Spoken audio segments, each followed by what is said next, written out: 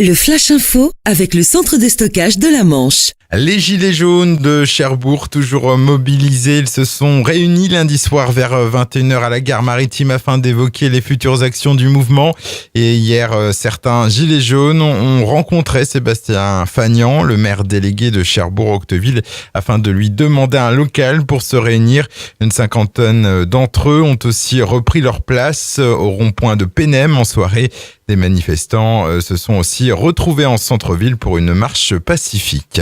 Des Gilets jaunes qui ont aussi annoncé vouloir apporter leur soutien aux salariés grévistes de Zéphirbus.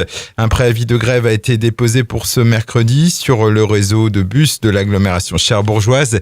Des perturbations sont à craindre. Le détail des lignes en circulation est disponible et actualisé sur zephyrbus.com. Le conflit porte notamment sur le temps de travail dans le cadre des négociations annuelles obligatoires. D'importants moyens de secours déployés hier soir vers 18h30 sur un feu d'appartement au quai Alexandre III à Cherbourg.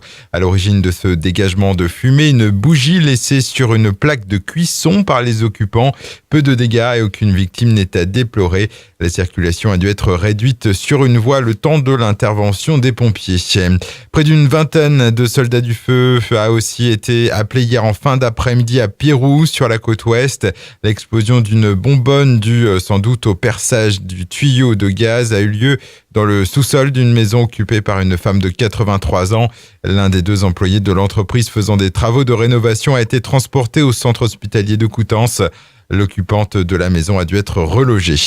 On termine avec du handball. Le tirage au sort des 16e de finale de la Coupe de France s'est déroulé hier. La JSE Cherbourg se déplacera chez le CBP Rennes, une équipe qui évolue en National 1, soit une division en dessous des Mauves. Le match se déroulera le samedi 15 ou le dimanche 16 décembre. Le Flash Info vous a été présenté par Landra, centre de stockage de la Manche à Digulville. Pour en savoir plus et visiter notre centre, 0810 120 172, coup d'un appel local.